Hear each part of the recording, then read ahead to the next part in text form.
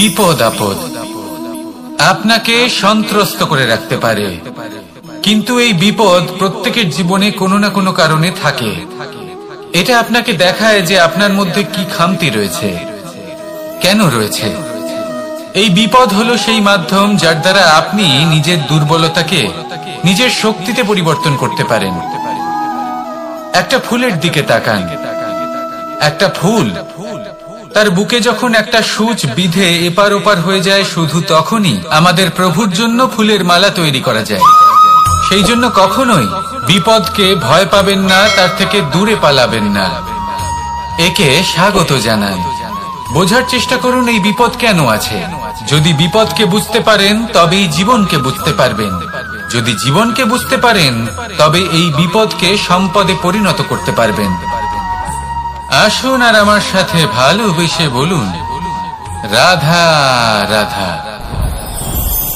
কখনো কখনো মনে এই ভাবনা আসতেই পারে যে ঈশ্বর আজ পর্যন্ত এত রূপে অবতীর্ণ হয়েছেন, এতবার এই পৃথিবীতে এসেছেন, তারপরেও এই সংসারে কোথাও না কোথাও এই পাপ বসবাস করে। এটার কারণ কি? এটার কারণ আমরা স্বয়ংই। যখন কোনো ব্যক্তি এই পৃথিবীর পথপ্রদর্শন করে, এই সংসারকে উচিত দিশা দেখায়, এই সংসারের মঙ্গল করে, আমরা সেই ব্যক্তিকে মানুষ থেকে ঈশ্বর বানিয়ে ফেলি। সেই ব্যক্তির পতন স্বয়ং আমাদের হাতেই হয়ে যায়, কারণ সেই ব্যক্তি তার শ্বাস প্রশ্বাসের জন্য হয় না। সেই ব্যক্তি হলো সেই ভাবনা যা সে এই সংসারকে প্রদান করেছে। আমরা সেই ব্যক্তির ভাবনাটারই অন্ত করে দিই। এটা উচিত নয়। আমরা ওনাকে প্রভু মেনে নিই। প্রভু মানার পর আমরা ওনার কাছে প্রার্থনা করি, হে প্রভু আমাদের সাহায্য করুন। যদি উনি প্রভুও হন, তাও উনি পৃথিবীতে এসেছেন মনুষ্য রূপে। যা কর্ম করেছেন, যা শক্তি প্রাপ্ত করেছেন, এই দেহ থেকেই প্রাপ্ত করেছেন। আপনাদের এটা বোঝানোর জন্য যে এই কাজ আপনিও করতে পারেন। যারা সৎ আত্মা থাকেন তাদের জন্য সর্বশ্রেষ্ঠ শ্রদ্ধাঞ্জলি হলো এটাই যে আপনি তাদের পদচিহ্ন অনুসরণ করে চলুন। না ওনাদের স্মরণে থাকুন, না পুষ্পের মালা ওনাদের চরণে রাখুন, বরং তাদের ভাবনাকে অনুসরণ করে সেই ভাবনা নিয়ে এগিয়ে চলুন। এটা না শুধু আপনার জন্য, বরং সমগ্র সংসারের জন্য লাভদায়ক। তাহলে এটাই করুন আর আমার সাথে ভালোবেসে বলুন, রাধা রাধা। যখন কঠোর রোদে আমাদের শরীর উত্তপ্ত হয়ে যায়, আমরা গরম অনুভব করি, তখনই যদি বর্ষা হয় আর বৃষ্টির জলের ফোঁটা আমাদের শরীরে এসে পড়ে, তখন কেমন অনুভূতি হয়? বর্ষার এই জলের ফোঁটা যখন ধরিত্রীতে পড়ে, তখন যে নাদ উৎপন্ন হয়, মনে হয় যেন এক সঙ্গীত। এমন এক সঙ্গীত যা স্থিরতার সাথে আমাদের বুঝিয়ে দেয় যে এই সূর্যের উত্তাপ, এই রোদ, তা চিরকালের জন্য থাকবে না। সূর্যের কিরণের যতই তেজ থাকুক, যখন বর্ষা আসবে এই রোদের কিরণকে শীতল করবে। সূর্যের তেজ যতই বেশি হোক না কেন, কখনো না কখনো কালো মেঘ আসবে আর সূর্যকে ঢেকে দেবে। অর্থাৎ এই প্রকৃতি আমাদের শিক্ষা দেয় যে কারোর প্রকাশ, যে কারোর মেধা চিরকাল টিকে থাকে না। এবার যদি কথা বলি অন্ধকারের বিষয়ে, তবে রাত্রির কালো অন্ধকারকে একটা জোনাকির আলো পরাজিত করে। অর্থাৎ অন্ধকারও চিরকালের জন্য বজায় থাকে না। এটা কি আমরা বুঝলাম? তবে আপনাদের দুটো সহজ প্রশ্ন করব। জীবনে যখন কিছুই আপনাদের সাথে চিরকাল থাকবে না, তাহলে অহংকার কি নিয়ে? আর জীবনে যদি প্রত্যেক দুঃখ, বিপদ, সমস্যা একটা সময় পর আপনাকে ছেড়ে চলে যায়, তাহলে পরাজয় মানবেন কেন? এই দুশ্চিন্তা ত্যাগ করুন, এই অহংকার ত্যাগ করুন, আসক্তি ত্যাগ করুন আর আমার সাথে ভালোবেসে বলুন, রাধা রাধা। পুরুষার্থ। শাস্ত্রে 4 ধরনের পুরুষার্থের কথা বলা হয়েছে। প্রথম হলো ধর্ম। আপনি কি জানেন এই ধর্ম আসলে কি? আপনার কি মনে হয় ধর্ম আসলে কি? কোনো বিশেষ ঈশ্বরকে মানাই কি ধর্ম বলা হয়, নাকি কোনো বিশেষ রীতি পালন করাই হলো ধর্ম, নাকি কোনো বিশেষ সাহিত্যকে সর্বশ্রেষ্ঠ মনে করাই হলো ধর্ম? না, ধর্ম হলো সেটা যাকে ধারণ করা যেতে পারে, আর ধারণ শুধু সেটাই করা যায় যা পবিত্র। পবিত্র শুধু তাকেই বলা হয় যা নিঃস্বার্থ, যার মধ্যে শাসন করার কোনো ইচ্ছে নেই, যা সরলভাবেই প্রবাহমান, জল এবং বায়ুর মতো। যখন কোনো ব্যক্তি ধর্মকে ধারণ করেন এবং সেই ধর্ম সেই ব্যক্তিকে রক্ষা করে, তখন তাকে ধর্ম বলা হয়। ধর্ম যা রক্ষা করে অহংকার থেকে, খারাপ চিন্তার হাত থেকে। সেই জন্য পুরুষার্থ গড়ে তোলার আগে, ধর্ম পালন করার আগে ধর্মের প্রকৃত অর্থ কি সেটা বুঝে নিন। এটা জেনে রাখুন যে সমস্ত ধর্মের আধার, সমস্ত ধর্মের ভিত শুধুমাত্র ভালোবাসা। আসুন আর এই ভালোবাসার সাথেই বলুন রাধা রাধা। জীবনে শিখরে পৌঁছানোর জন্য মানুষের কি প্রয়োজন হয়ে থাকে? সিঁড়ি। কিন্তু তাও প্রত্যেক মানুষ, প্রত্যেক ব্যক্তি শিখরে পৌঁছতে পারেন না। এর কারণ কি? কারণ একটা হতে পারে যে মানুষ কল্পনা করতে থাকেন কিন্তু সিঁড়ি খুঁজে পান না। কিছু মানুষ খুঁজে নেন কিন্তু তা পেয়ে এতটাই প্রসন্ন হয়ে যান যে তারপর আর কোনো কর্মই করেন না। খুব সোজা ব্যাপার। অনেক মানুষ সিঁড়ি খুঁজে পান না, আর যদি পেয়েও যান তাও যতক্ষণ না তাতে চড়ছেন সেই শিখরে পৌঁছবেন কি করে? যতক্ষণ না আপনি পরিশ্রম করছেন, যতক্ষণ না সেই সিঁড়িতে আপনি চড়ছেন, যতক্ষণ না ক্লান্ত হচ্ছেন, আপনার পায়ে হাঁটুতে ব্যথা না হচ্ছে, ততক্ষণ এই শিখরে পৌঁছানোর সৌভাগ্য লাভ করতে পারবেন না। তাহলে কল্পনার সাথে কর্ম করুন, পরিকল্পনার সাথে পরিশ্রম করুন, সবকিছু পাবেন। আসুন আমার সাথে ভালোবেসে বলুন রাধা রাধা। সমস্যা, কঠিন সময়, সংকট, বিপদ কার জীবনে নেই? প্রত্যেকের জীবনে আছে। কিন্তু আমাকে একটা কথা বলুন, যদি নৌকায় ঢেউকে ভয় পেতে শুরু করে তাহলে সাগর পার করবে কে? কখনো কোনো ছোট্ট পিঁপড়েকে দেখেছেন যে আকারে হয়তো ছোট হতে পারে কিন্তু বড় শিক্ষা দিয়ে যায়? কিন্তু আমরা শিখি না। এবার দেখুন একটা পিঁপড়েকে যে ভোজনের খোঁজে বাইরে বের হয়, একটা ছোট্ট দানা তুলে নেয়। ছোট দানা তোলে কারণ তার থেকে বেশি সে তুলতেই পারবে না। সে দানা নিয়ে চলতে শুরু করে, কোনো দেওয়ালে উঠে পড়ে, আবার পড়েও যায়। সেই দানা দূরে কোথাও একটা পড়ে যায়, তা আবার খোঁজে, তুলে নেয়, আবার চলতে থাকে। পড়ে যায় আবার ওঠে, পড়ে যায় আবার ওঠে। সেই দানাটা রেখে দেয়, আবার বেরিয়ে পড়ে ভোজনের খোঁজে। পরিশ্রম করতে থাকে কিন্তু হার মানে না। এই শিক্ষাই তো আমাদের প্রাপ্ত করতে হবে। নিরন্তর পরিশ্রম আর নির্ভীক হয়ে কর্ম করে যেতে হবে। এটাই হলো সাফল্যের মাধ্যম, এটাই হলো জয়ের মন্ত্র, অচ্যুত অজয় অস্ত্র। তাহলে আসুন আর আমার সাথে ভালোবেসে বলুন রাধা রাধা। মানুষের মানসিকতা এমন হয় যে সে যতটা করে আশা করে যে তার থেকে অনেক বেশি তার বদলে সে পাবে। দেখুন, সবকিছুই আপনার ভাবনা চিন্তার উপর নির্ভর করছে। আপনি যদি ফলের বিষয়ে ভেবে কর্ম করতে থাকেন তাহলে সেটা অনুচিত। জীবনের আসল আনন্দ হলো নিজের কর্ম করতে থাকা, ফলের চিন্তা করা উচিত নয়। যদি আপনি এরকম ভাবেন যে আমি এতটা করছি, আমার এতটা পাওয়া উচিত, সেই ভাবনা অনুচিত। যদি আপনি সেবার মানসিকতা নিয়ে কর্ম করতে থাকেন, কর্মচক্রে প্রবাহিত হন, যদি আপনি এমন ভাবনা রাখেন যে আমি এতটা পাচ্ছি তাই এর থেকে অনেক বেশি আমি কর্ম করব, তাহলে নিশ্চিত রূপে আপনি যতটা করছেন তার থেকে অনেক বেশি আপনি পাবেন। আপনার আশার থেকে অনেক বেশি আপনি পাবেন। শুধু জীবনে অনেক বেশি কাজ করতে থাকুন, ফলের চিন্তা করবেন না। আর মনে রাখবেন, এই ভাবনাই সব থেকে বড় বীজ। কর্মের উপর বিশ্বাস রাখুন, জীবনে যা যা আপনি চান সবই সুখময় হবে। আসুন আর আমার সাথে ভালোবেসে বলুন, রাধা রাধা। আমরা সকলেই কামনা করি, আমরা সবাই সেটা প্রাপ্ত করতে চাই যা আজ পর্যন্ত কেউ প্রাপ্ত করেনি, সেটা পেতে চাই যে আজ পর্যন্ত কেউ পেতে পারেনি, সেটাই কাছে রাখতে চাই যে আজ পর্যন্ত কখনো আমরা পাইনি।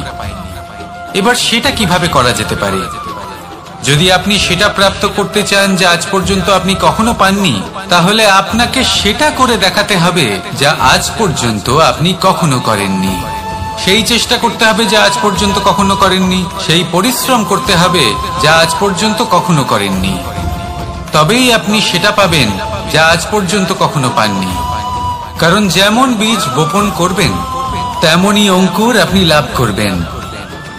আসুন আর আমার সাথে ভালোবেসে বলুন, রাধা রাধা। মানুষ কতটা বিচিত্র হতে পারে।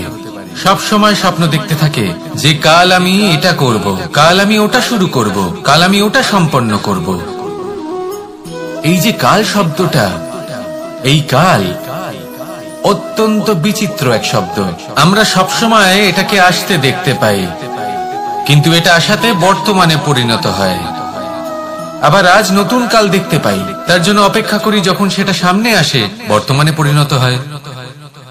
এই কাল সব সময় একটা মিথ্যে সান্ত্বনা দেয় যে সে আসছে, কিন্তু সে কখনোই আসে না। যেটা আপনার হাতে রয়েছে তা হলো আজ, বর্তমান।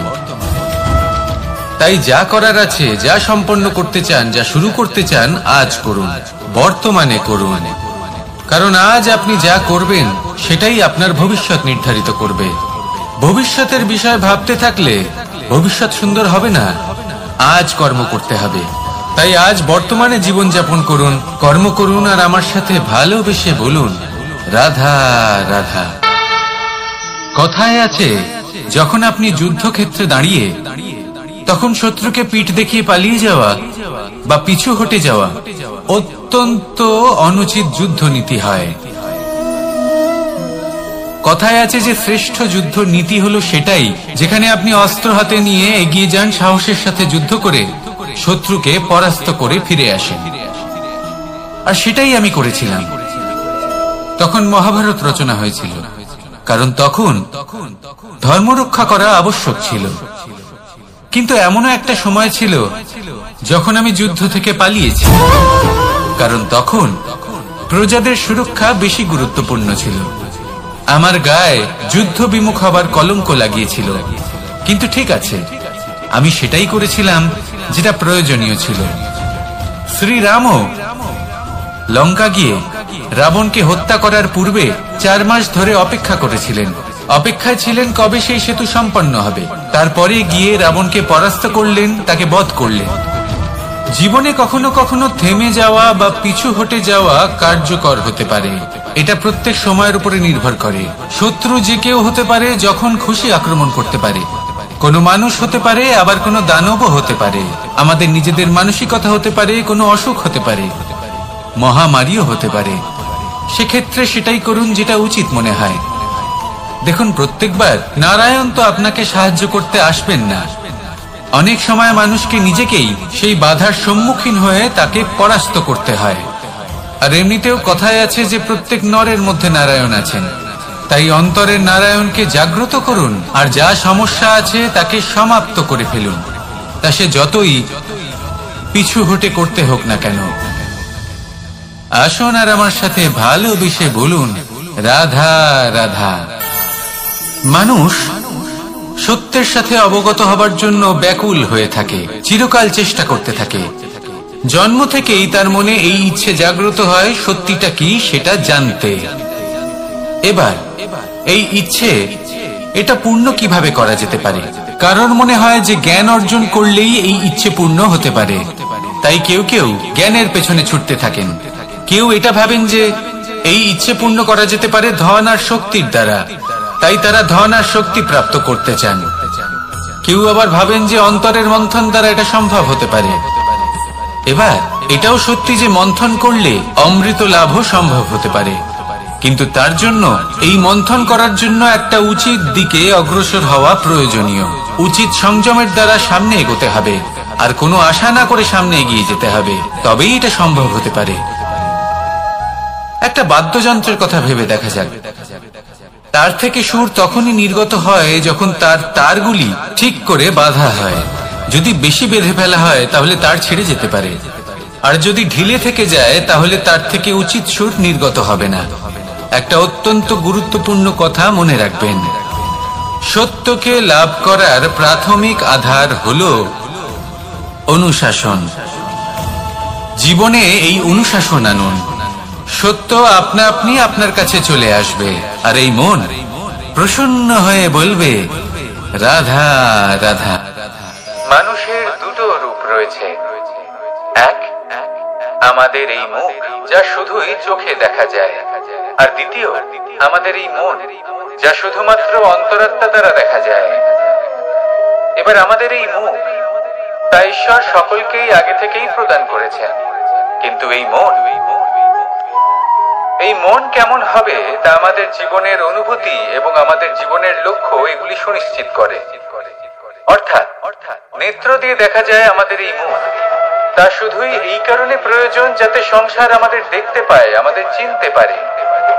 কিন্তু যদি এই সংসারে আপনি প্রকৃত অর্থে মান সম্মান লাভ করতে চান, তাহলে নিজের অন্তরাত্মাকে আপনাকে বিকশিত করতেই হবে। দেখুন, কথায় আছে এই যে অসুর, তা শারীরিকভাবে উপস্থিত নয়, তা মনের মধ্যে থাকে। যদি এই মন থেকে অসুরকে বের করে দেওয়া যায়, তাহলে শরীরে তা উপস্থিত থাকবেই না। তাই মনকে শুদ্ধ করুন আর আমার সাথে ভালোবেসে বলুন রাধা রাধা। পরিশ্রম, এই শব্দগুলি শুনতে হয়তো ছোট মনে হয়, কিন্তু এর মূল্য অনেকটাই অধিক। এবার প্রয়াসও কিন্তু দুই ধরনের হয়। একটা প্রয়াস তাই যা আমরা নিজের মন থেকে, অন্তর থেকে সমগ্র শক্তি দিয়ে করার চেষ্টা করি। এবারে এই প্রয়াস প্রচেষ্টার নামান্তর। কিছু প্রয়াস এমন হয় যেমন দ্রুতক্রীড়া খেলা। মানুষ বলেন আজ একটু প্রয়াস করি, একটু দ্রুতক্রীড়া খেলেই দেখি, যদি বিজয়ী হই তবে ভালো ব্যাপার, যদি না হই তবে আর কখনো খেলবো না। এটাও কিন্তু প্রয়াস, কিন্তু এই প্রয়াস পরিশ্রম নয়। পাণ্ডবদের দেখুন, ওনারা যখন পরিশ্রম করেছিলেন তখন খাণ্ডবপ্রস্থকেও ইন্দ্রপ্রস্থ বানিয়েছিলেন। দ্রুতক্রীড়া খেললেন, সেই মুহূর্তেই ইন্দ্রপ্রস্থ হারিয়ে ফেললেন। পরিশ্রম করলেন, সগৌরবের রাজা হলেন। দ্রুতক্রীড়া খেললেন, তখন এক মুহূর্তে রাজা থেকে নিঃস্ব হয়ে গেলেন। সারমর্ম এটাই যে দ্রুতক্রীড়া কখনো কখনো আপনার মিত্র হতে পারে, কখনো সে আপনাকে বিজয়ী করতে পারে, কিন্তু প্রয়াস এবং পরিশ্রম যখন একসাথে মিলিত হয় তখন তা সর্বদাই আপনার সাথে থাকে। প্রয়াস করতে থাকুন, পরিশ্রম করতে থাকুন, আর আমার সাথে ভালোবেসে বলুন রাধা রাধা। কখনো কোনো বাগানের কোনো বৃক্ষকে দেখেছেন যেখানে সুগন্ধি ফুল থাকে, রসালো ফল থাকে? তখন মন প্রফুল্ল হয়ে ওঠে, মন থেকে সেই বৃক্ষের প্রতি ভালোবাসা জন্মায়। কিন্তু যিনি বাগানের মালিক, শুধুমাত্র তিনিই জানেন যে কিভাবে এই বৃক্ষকে আগলে রাখতে হয়, কিভাবে তার পরিচর্যা করলে এতে সুন্দর সুগন্ধি ফুল হবে, রসালো ফল হবে। কখনো কখনো প্রয়োজনের থেকে বেশি রোদ পেলে এই বৃক্ষগুলি শুকিয়ে যায়, প্রয়োজনের থেকে কম রোদ পেলেও এই বৃক্ষ কিন্তু শুকিয়ে যায়। প্রয়োজনের থেকে কম জল যদি পায় এই বৃক্ষ শুকিয়ে যেতে পারে, প্রয়োজনের থেকে অতিরিক্ত জল যদি পায় তখনও এই বৃক্ষের শিকড়গুলি নষ্ট হয়ে যেতে পারে। এবার এটাই কিন্তু আমাদের সংসারের সাথেও হয়। আমাদের সংসারের সকল প্রতিভাশালী ব্যক্তি, যেমন লেখক, বিচারক, প্রবক্তা, যোদ্ধা, এদের সবার ক্ষেত্রে এই কথাটাই প্রযোজ্য। যদি বেশি প্রশংসা করা হয় তাহলেও এরা হারিয়ে যাবে। প্রয়োজনের থেকে বেশি যদি নিন্দা করা হয় তখনও তারা নত হয়ে পড়বে। তাহলে আপনি এদের রক্ষা করুন এবং নিজেদেরও। মনে রাখবেন একটা কথা,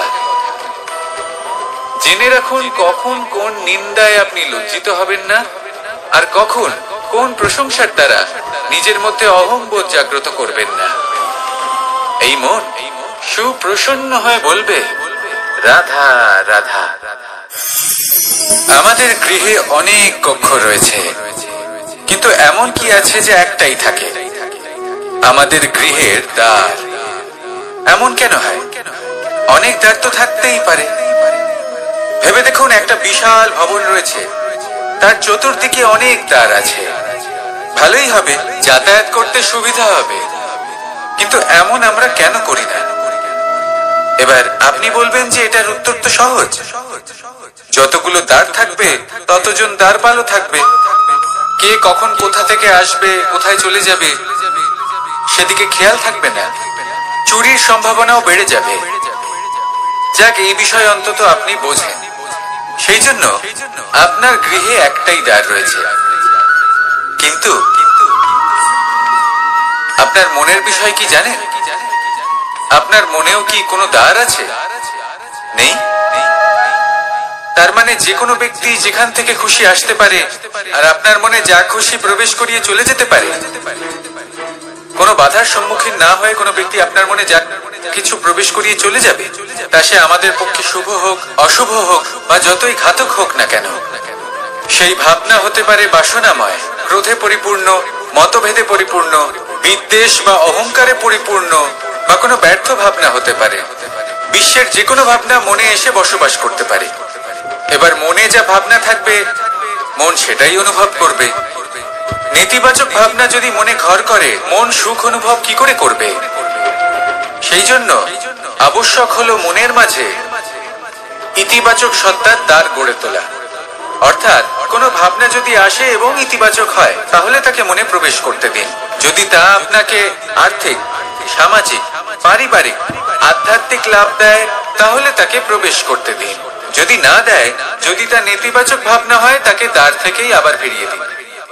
জীবনে শিখরে পৌঁছানোর জন্য মানুষের কি প্রয়োজন হয়ে থাকে? সিঁড়ির। কিন্তু তাও প্রত্যেক মানুষ, প্রত্যেক ব্যক্তি শিখরে পৌঁছতে পারেন না। এর কারণ কি? কারণ একটা হতে পারে যে মানুষ কল্পনা করতে থাকেন কিন্তু সিঁড়ি খুঁজে পান না। কিছু মানুষ খুঁজে নেন, কিন্তু তা পেয়ে এতটাই প্রসন্ন হয়ে যান যে তারপর আর কোনো কর্মই করেন না। খুব সোজা ব্যাপার।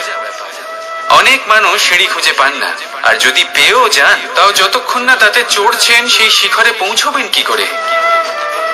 যতক্ষণ না আপনি পরিশ্রম করছেন, যতক্ষণ না সেই সিঁড়িতে আপনি চড়ছেন, যতক্ষণ না ক্লান্ত হচ্ছেন, আপনার পায়ে হাঁটুতে ব্যথা না হচ্ছে, ততক্ষণ এই শিখরে পৌঁছানোর সৌভাগ্য লাভ করতে পারবেন না।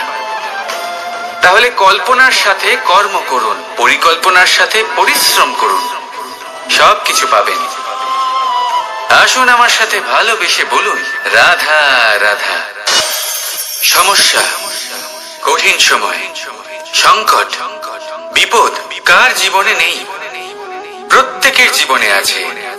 কিন্তু আমাকে একটা কথা বলুন, যদি নৌকায় ঢেউকে ভয় পেতে শুরু করে, তাহলে সাগর পার করবে কে? কখনো কোনো ছোট্ট পিঁপড়েকে দেখেছেন, যে আকারে হয়তো ছোট হতে পারে, কিন্তু বড় শিক্ষা দিয়ে যায়? কিন্তু আমরা শিখি না।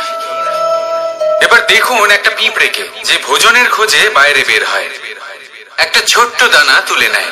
ছোট দানা তোলে কারণ তার থেকে বেশি সে তুলতেই পারবে না। সে দানা নিয়ে চলতে শুরু করে, কোনো দেওয়ালে উঠে পড়ে, আবার পড়েও যায়। সেই দানা দূরে কোথাও একটা পড়ে যায়, তা আবার খোঁজে, তুলে নেয়, আবার চলতে থাকে। পড়ে যায়, আবার ওঠে, পড়ে যায়, আবার ওঠে। সেই দানাটা রেখে দেয়, আবার বেরিয়ে পড়ে ভোজনের খোঁজে। পরিশ্রম করতে থাকে, কিন্তু হার মানে না। এই শিক্ষাই তো আমাদের প্রাপ্ত করতে হবে। নিরন্তর পরিশ্রম আর নির্ভীক হয়ে কর্ম করে যেতে হবে। এটাই হলো সাফল্যের মাধ্যম, এটাই হলো জয়ের মন্ত্র, অচ্যুত অজয় অস্ত্র। তাহলে আসুন আর আমার সাথে ভালোবেসে বলুন, রাধা রাধা। আকাঙ্ক্ষা কখন লোভে পরিণত হয়ে যায় তা কেউ বলতে পারে না। এবার তার পরিণাম কি হতে পারে তাও আমরা কেউ জানি না। আজ আমি আপনাকে বলছি, কোন ব্যক্তি সব থেকে বেশি ক্ষতির সম্মুখীন তখনই হয় যখন সে এটা মনে করে যে সে সব থেকে বেশি সুরক্ষিত স্থানে রয়েছে। সে ভাবে যে সে সেখানে সুরক্ষিত রয়েছে। সে তখন অসাবধান হয়ে পড়ে, আর তখনই তাকে জীবনের সব থেকে বড় ক্ষতির সম্মুখীন হতে হয়। নিঃস্ব হয়ে যাওয়ার পরিস্থিতি কোনো মানুষের জীবনে তখনই আসে যখন তার কাছে প্রচুর সম্পত্তি থাকে এবং সে তার থেকেও অনেক বেশি সম্পত্তি অর্জন করতে চায়। সেই অনেক বেশি সম্পত্তি অর্জন করার চেষ্টায় সে এমন কিছু করে বসে যার ফলে তাকে সমস্ত সম্পত্তি হারাতে হতে পারে। একজন রচনাকার নিজেই নিজের প্রতিভা একদম শেষ করে দিতে পারে যখন সে অনেকগুলো কাজ নিজের কাঁধে নিয়ে নেয়। একটা গুরুত্বপূর্ণ কথা সবসময় মনে রাখবেন, আজ আপনি যেখানেই থাকুন না কেন, যেমনই যে কোনো স্থানেই থাকুন না কেন, এর পেছনে আপনার আকাঙ্ক্ষার একটা বিশাল ভূমিকা রয়েছে।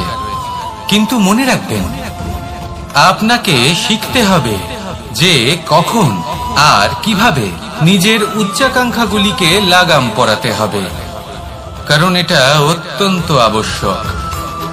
তাই আসুন আর আমার সাথে ভালোবেসে বলুন, রাধা রাধা।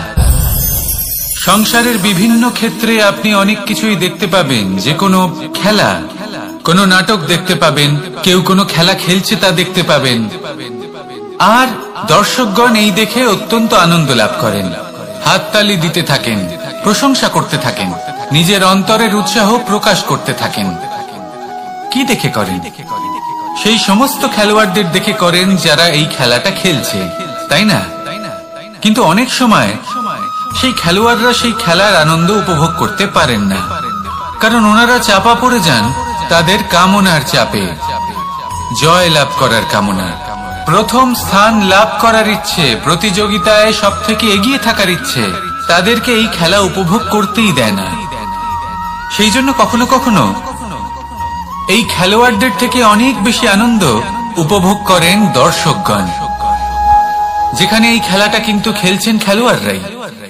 আমি এটা বলছি না যে এই ইচ্ছে, এই আকাঙ্ক্ষা অনুচিত না, কিন্তু তার সাথে সেই খেলা, সেই কর্মের আনন্দ উপভোগ করাও অত্যন্ত গুরুত্বপূর্ণ। তাই সেটা উপভোগ করুন। যে উৎসাহ আপনি উপভোগ করছেন তা যাপন করা অত্যন্ত গুরুত্বপূর্ণ। দেখুন, সত্যি বলতে এটা কিন্তু আপনার অধিকারও বটে। আপনি যে কর্ম করছেন তার ফল তো আপনি অবশ্যই পাবেন। সেটা যখন আপনি পাচ্ছেন তখন আপনার তা উপভোগ করা উচিত। সেটাই করুন। জীবনে সফলতা এবং অসফলতা এরা আসা যাওয়া করতে থাকে। যখন সাফল্য আসবে তখন তা উপভোগ করুন, যখন অসফলতা আসবে তখন তার থেকে শিক্ষা লাভ করুন। সাফল্য আপনার কাছে আবার ফিরে আসবে। আর এই মন, আপনি তো জানেন, এই মন প্রসন্ন হয়ে বলবে, রাধা রাধা। ভোজন। এই সংসারে যেই হোক না কেন, কোনো মানুষ হোক, কোনো প্রাণী হোক, কোনো কীট হোক বা কোনো বনস্পতি হোক, প্রত্যেকের জন্য ভোজন অতি আবশ্যক। কারণ ভোজন থেকেই শক্তি পাওয়া যায়, আর সেই শক্তি দিয়েই সংসারের, আমাদের জীবনের সমস্ত কার্য করা যায়। এবার এমন এক ধরনের শক্তি হয় যা শীতের ঋতুতে সূর্য থেকে আমরা পেয়ে থাকি, আর আরেক ধরনের উত্তাপ হয় যা দিয়ে ভোজন রান্না করা হয়, সুস্বাদু নানান ধরনের ভোজন। এবার অত্যন্ত গুরুত্বপূর্ণ হলো যে ব্যক্তি সেই ভোজন বানাচ্ছেন তার মানসিক পরিস্থিতি, এবং সেই ব্যক্তি যিনি ভোজন গ্রহণ করছেন তার মানসিক অবস্থা। যখনই আপনি ভোজন বানাচ্ছেন তখন ভালোবাসার সাথে কাজটা করুন, ধন্যাত্মক ভাব নিয়ে, সৎ ভাবনার সাথে। কারণ আপনার এই মানসিক স্থিতি শক্তির আকারে সেই খাদ্যের সাথে মিলে মিশে যায়। আর যখনই আপনি ভোজন গ্রহণ করছেন তখন সদ্ভাবনার সাথে, প্রসন্নতার সাথে গ্রহণ করুন, ধন্যাত্মক ভাব নিয়ে। যদি আপনি প্রসন্নতার সাথে রান্না করেন, প্রসন্নতার সাথে খাদ্য গ্রহণ করেন, তাহলে আপনি প্রসন্নই থাকবেন, আর মন সুপ্রসন্ন হয়েই বলবে, রাধা রাধা। কখনো কোনো চাতক পাখিকে দেখেছেন? কথায় আছে যে বছরে মাত্র একবার সে তার তৃষ্ণা মিটিয়ে থাকে, আর তাও আকাশে ভেসে থাকা মেঘের দ্বারা ঘটানো বৃষ্টির জলের ফোঁটা থেকে। আর কোথাও থেকে সে তার তৃষ্ণা পূরণ করে না। সারা বছর সে নিদারুণ গরম সহ্য করে, তীব্র শীতও সহ্য করে, শুধু এই আশা নিয়ে যে বছরে একবার অন্তত সেই মেঘের ঘন ঘটা হবে, বৃষ্টি হবে, আর সে তার তৃষ্ণা নিবারণ করবে। এটা আসলে কি? এটা আসলে বিশ্বাস। সেই বিশ্বাস যে বছরে একবার সেই মেঘ আসবে তৃষ্ণা নিবারণ করতে। যেমন দেখুন, একটা সূর্যমুখী ফুল সারা রাত অন্ধকারের সাথে যুদ্ধ করে, কারণ তার বিশ্বাস যে ভোরবেলায় সূর্য তাকে অবশ্যই দর্শন দেবেন।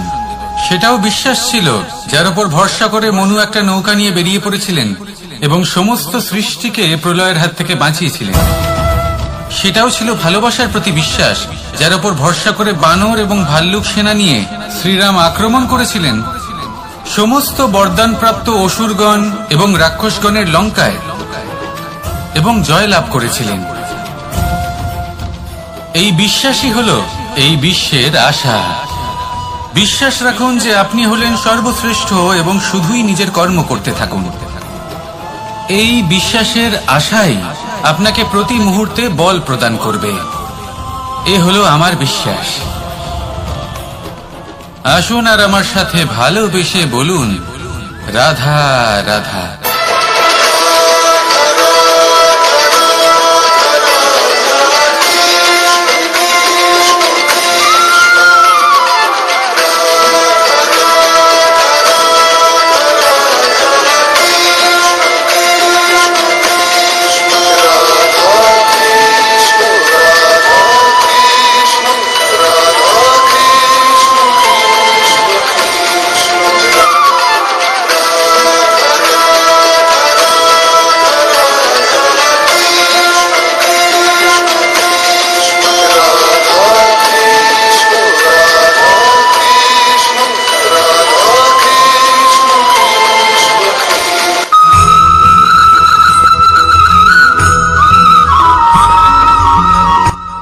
রাত্রে আমরা সুখ নিদ্রা লাভ করি, আমরা স্বপ্ন দেখি, ভবিষ্যতের পরিকল্পনা করি, খুব ভালো লাগে।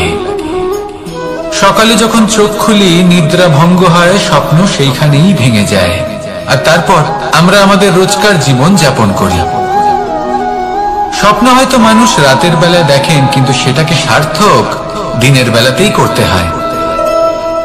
রাতে মধুর বাতাসের নিচে কোমল শয্যায় শুয়ে মাতার গলায় মিষ্টি গান শুনতে শুনতে নিদ্রায় আচ্ছন্ন হওয়া, স্বপ্ন দেখা, ভবিষ্যতের পরিকল্পনা করা বড়ই সরল।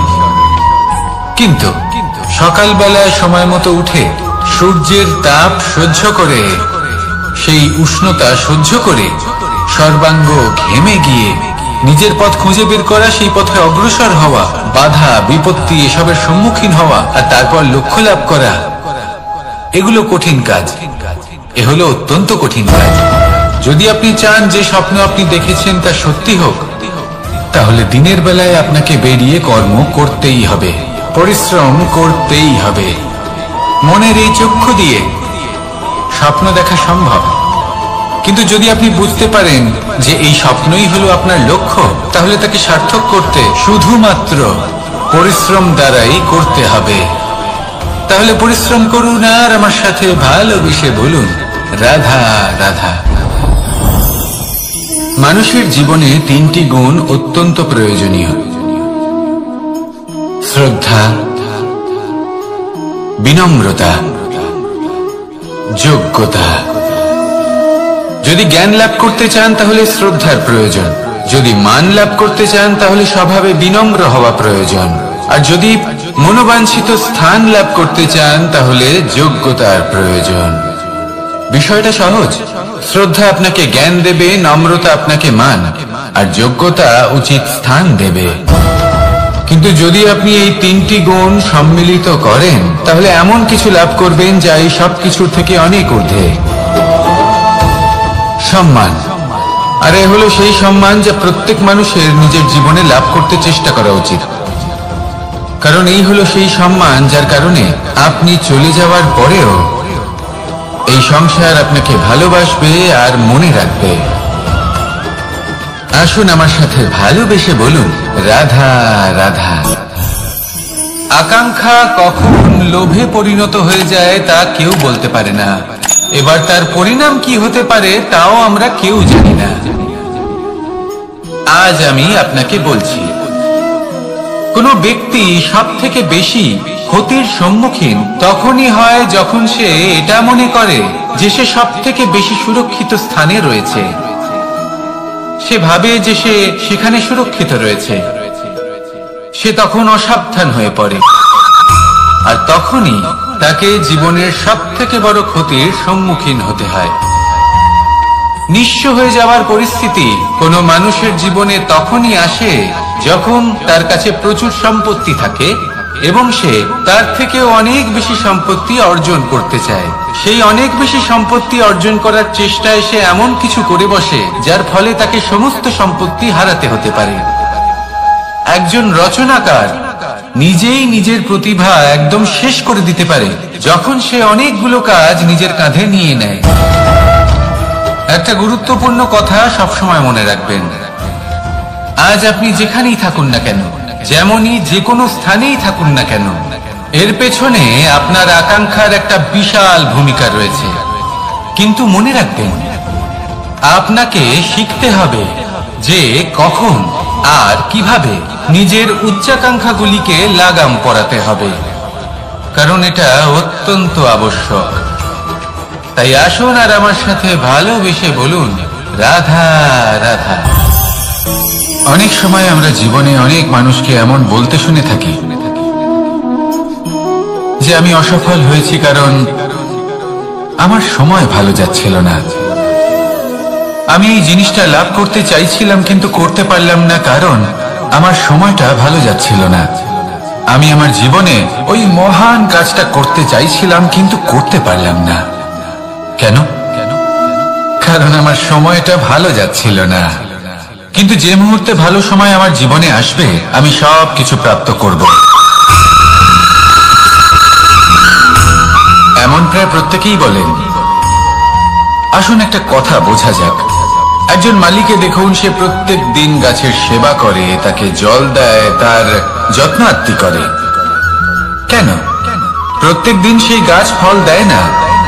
সঠিক সময় এলে তবেই সেই গাছ ফল দেয়, কিন্তু প্রত্যেক দিন মালি তার সেবা করে, তাকে যত্ন করে।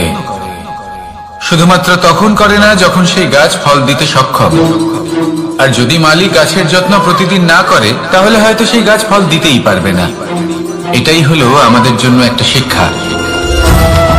যখন সময় আমাদের জন্য অপেক্ষা করে না তখন আপনি সময়ের জন্য কেন অপেক্ষা করছেন?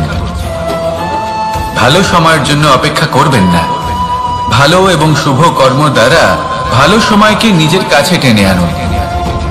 নিরন্তর কর্ম করুন, পরিশ্রম করতে থাকুন, শুভ সময় আপনা থেকেই আপনার কাছে আসবে। আসুন আমার সাথে ভালোবেসে বলুন, রাধা রাধা। মানুষের এই সংসারে জীবনযাপন করার জন্য কিছু জিনিসের প্রয়োজন পড়ে। এমন কিছু আবেগ, এমন কিছু বস্তু আছে যেগুলো তার প্রয়োজন হয়, কিন্তু সব থেকে বেশি যে জিনিসটা তার প্রয়োজন হয় সেটা হলো সম্মানের। আমাদের ভালো লাগে যখন কেউ আমাদের সম্মান করে। আমরা কাউকে সম্মান করলে তারও সেটা ভালো লাগে। কিন্তু আপনি দেখবেন যে সংসারে বেশিরভাগ মানুষ দুটি মাপদণ্ডের ভিত্তিতে সম্মান করেন, হয় বয়স দেখে করেন বা উপার্জন দেখে, অর্থাৎ সেই ব্যক্তি কতটা উপার্জন করেন। এবার ভেবে দেখুন, এটা আবশ্যক নয় কারোর বয়স যদি বেশি হয় তার বুদ্ধিও ততটাই বেশি হবে। আবশ্যক এটাও নয় যে কোনো ব্যক্তি যদি অত্যন্ত ধনী হন বা তার মনও নির্মল হবে বা তিনি সৎকর্ম করবেন বা এমন কোনো কর্ম করবেন যাতে উনি সম্মান লাভ করতে পারেন। হতে পারে উনি ধনী কিন্তু দুশ্চরিত্র। সেই জন্য বয়স বা উপার্জন দেখে কোনো ব্যক্তিকে সম্মান করবেন না। কর্ম দেখুন।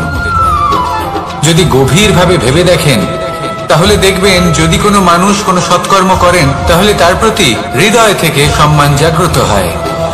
এটাই হলো সেই সম্মান যা অর্জন করতে হবে। বয়স আজ আছে, কাল আরো বৃদ্ধি পাবে।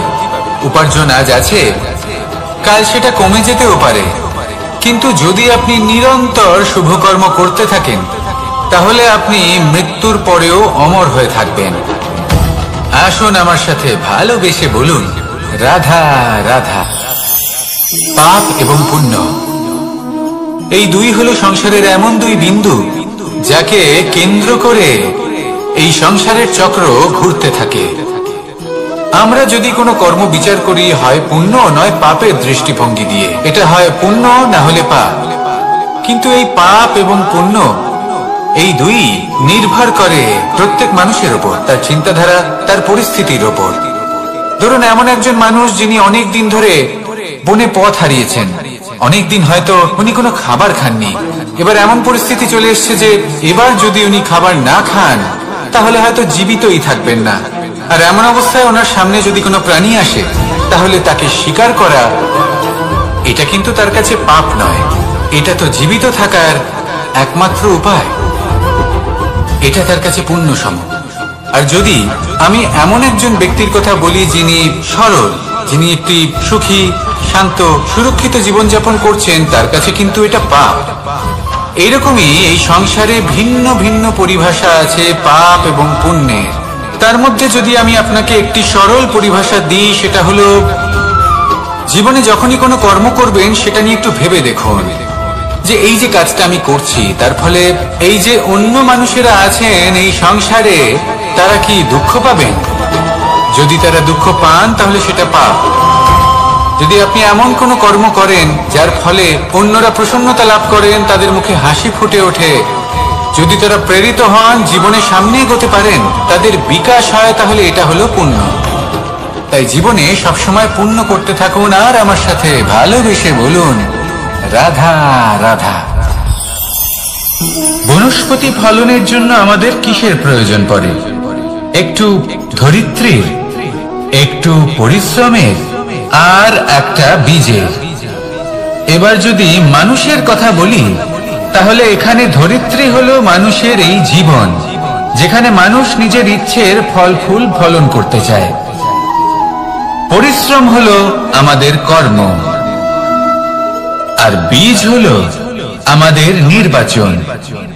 আমাদের বেছে নিতে হবে যে আমরা কি বপন করব,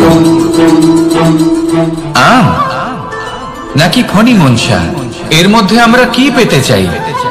রসালো ফলের ফলন চাই নাকি কাঁটার ফলন চাই, তা আমাদের উপর নির্ভরশীল।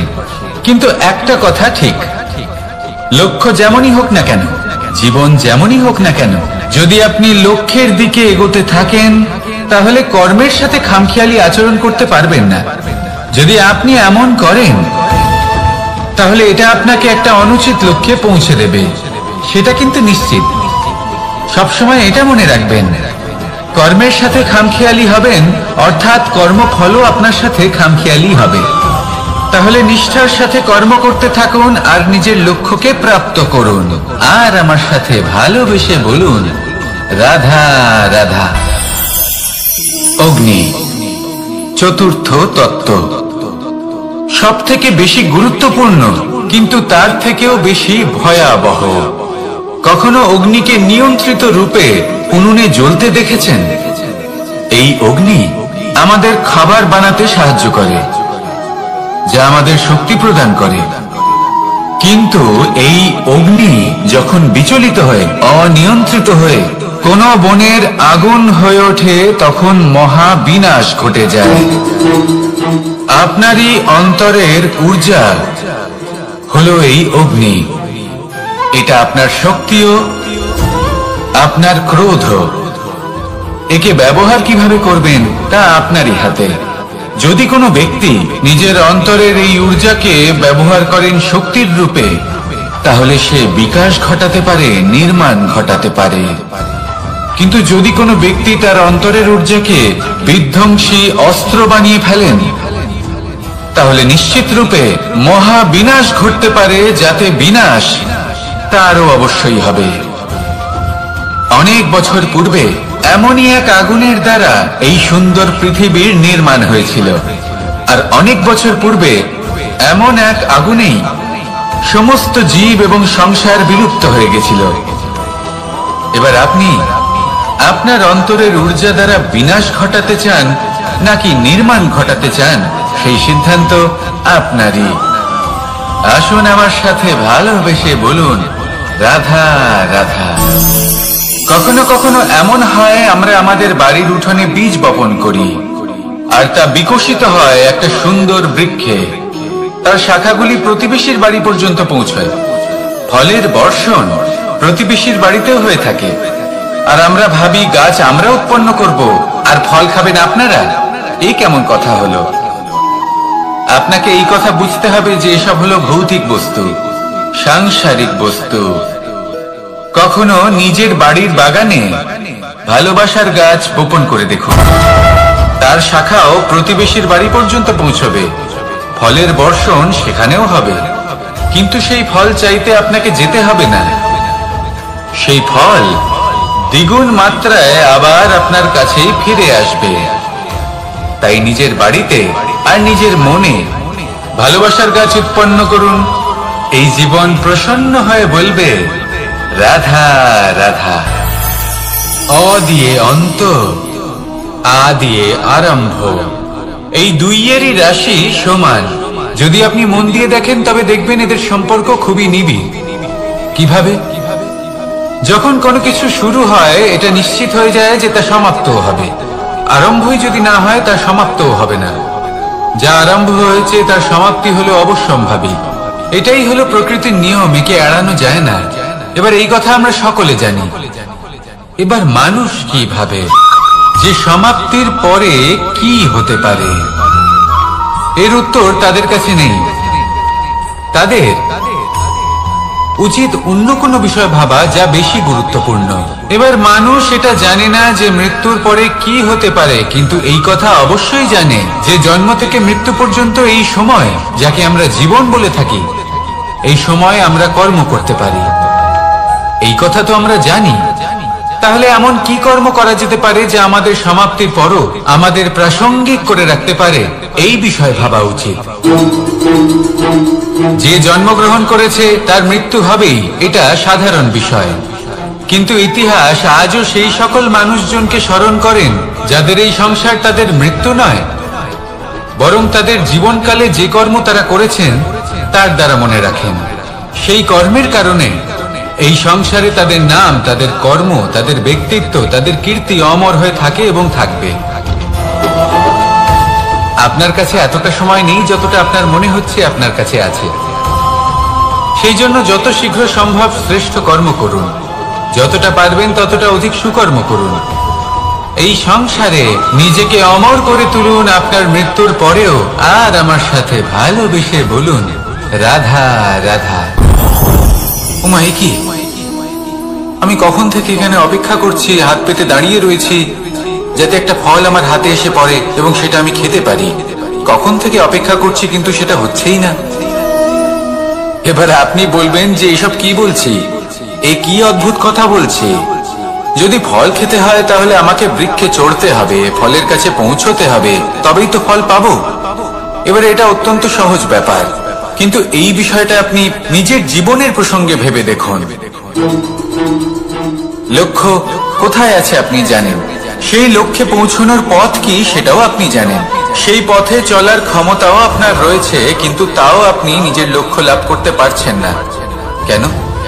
কারণ আপনি অপেক্ষা করছেন যে লক্ষ্য আপনার সামনে চলে আসবে, কিন্তু তা হয় না। লক্ষ্য সে যাই হোক না কেন, ধন হোক, প্রেম হোক, কোনো সম্মান হোক বা মোক্ষ হোক, যদি আপনি তার দিকে অগ্রসর না হন তাহলে ফল প্রাপ্তি অসম্ভব ব্যাপার, তা কোনোদিনই হবে না। সেই জন্য আপনার চোখের সামনে আপনি যদি নিজের লক্ষ্যকে দেখতে পান তাহলে উঠুন এবং সেই দিকে অগ্রসর হতে শুরু করুন। নিজের অন্তরের সকল অশুভ গুণ দূর করুন, অলসতা ত্যাগ করুন, অজ্ঞানতা ত্যাগ করে দিন এবং চলতে থাকুন। অবশ্যই মনোবাঞ্ছিত ফল লাভ করতে পারবেন। মনে রাখবেন, চলতে থাকলে তবেই লক্ষ্য প্রাপ্তি হবে। অপেক্ষার দ্বারা শুধুমাত্র মৃত্যু লাভ হবে। আসুন আমার সাথে ভালোবেসে বলুন, রাধা রাধা।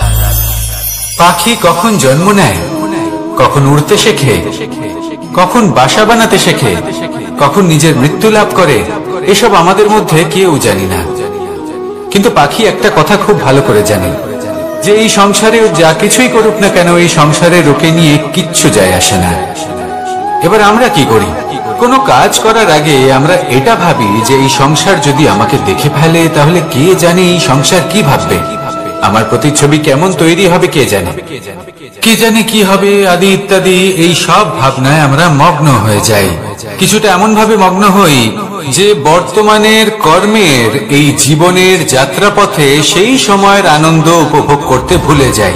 এবার দেখুন একটা পাখি কি করে, ওর কর্ম হলো গান গেয়ে চলা।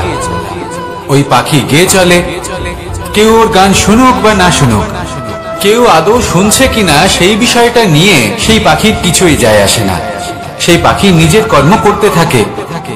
হয়তো সেই জন্যই আপনি কখনো কোনো পাখিকে কাঁদতে দেখবেন না।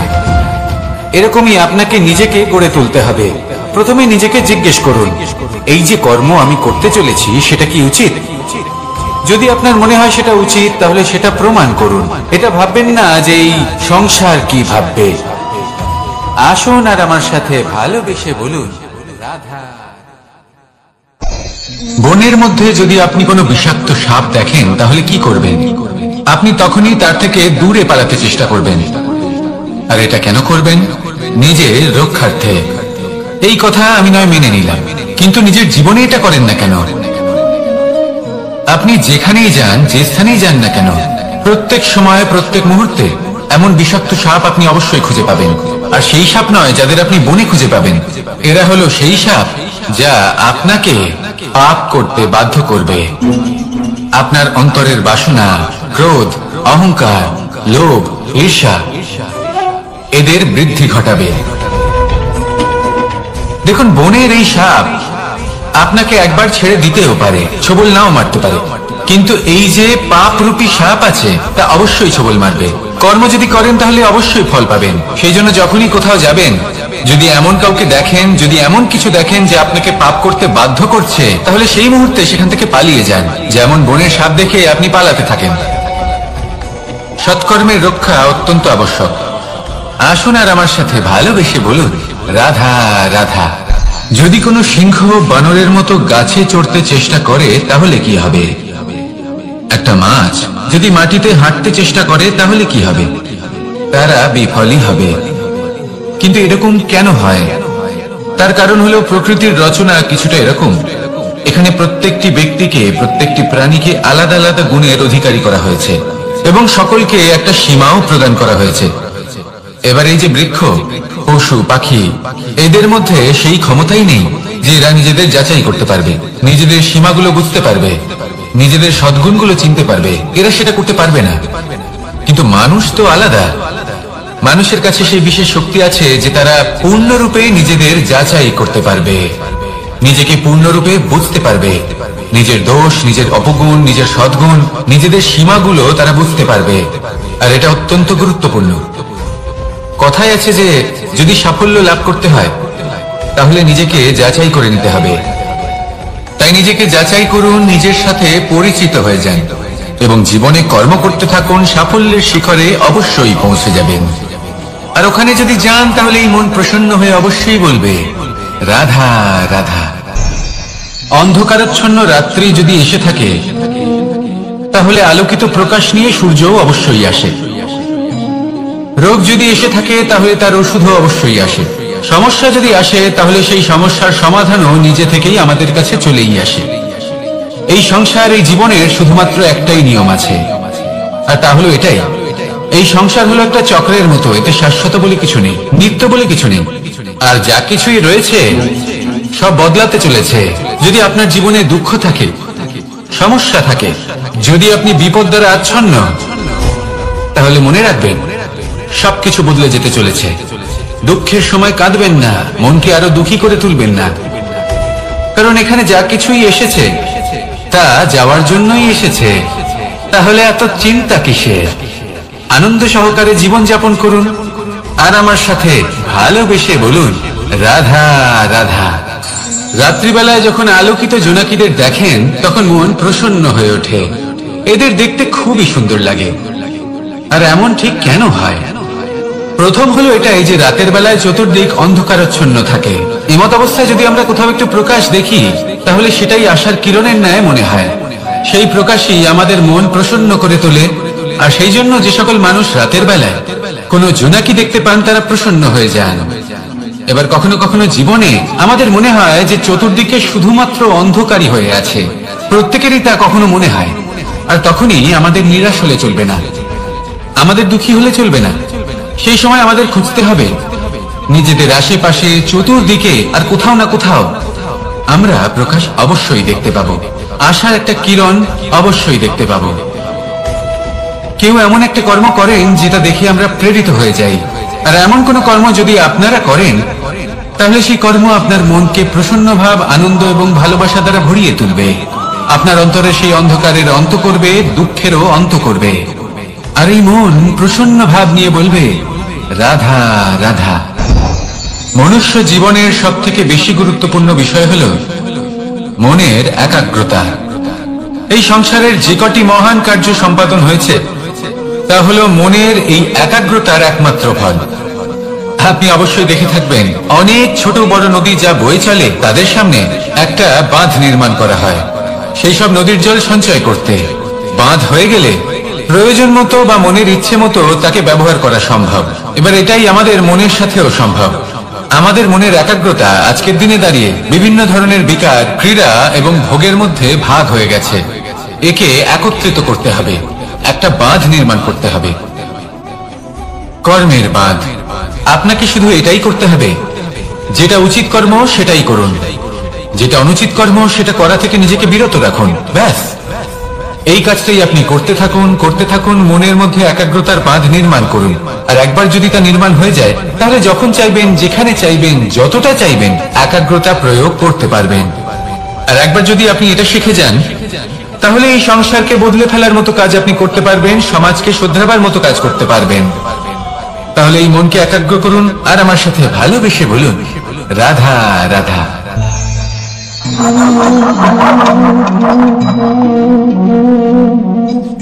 কোন ব্যক্তিকে নিশ্চয়ই দেখেছেন যিনি নিজে কাঠ কাটার এই কাজে নিপুণ এবং অভিজ্ঞ।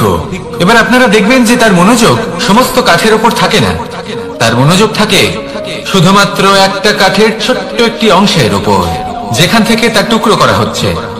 কিন্তু সেটা উনি কেন করেন? যদি এটা উনি না করেন তাহলে সেই কাঠ সঠিক পদ্ধতি এবং তাড়াতাড়ি কাটা যাবে না।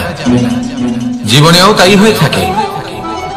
আপনি হয়তো কোনো লক্ষ্য স্থির করেছেন বা পথ নির্বাচন করেছেন বা কাজ স্থির করেছেন যেটা আপনি করেই ছাড়বেন। তাহলে নিজের সম্পূর্ণ মনোযোগ শুধুমাত্র তার উপর কেন্দ্রীভূত করুন। যদি আপনার মন এদিক ওদিক তাকাতে থাকে, অস্থির হয়ে পড়ে, বিচলিত হয়ে পড়ে, যদি তা হয়ে থাকে তাহলে আপনি অবশ্যই অসফল হবেন। তাই কর্মঠ থাকুন, নিরন্তর কর্ম করতে থাকুন এবং পূর্ণ মনোযোগ দিয়ে নিজের কাজ করুন। নিজের পথে অগ্রসর হন বা নিজের লক্ষ্য প্রাপ্ত করতে চেষ্টা করুন। তারপর দেখুন কি হয়, কিভাবে উচিত পথে এবং তীব্র গতিতে আপনার লক্ষ্য আপনার কাছেই পৌঁছে যায়।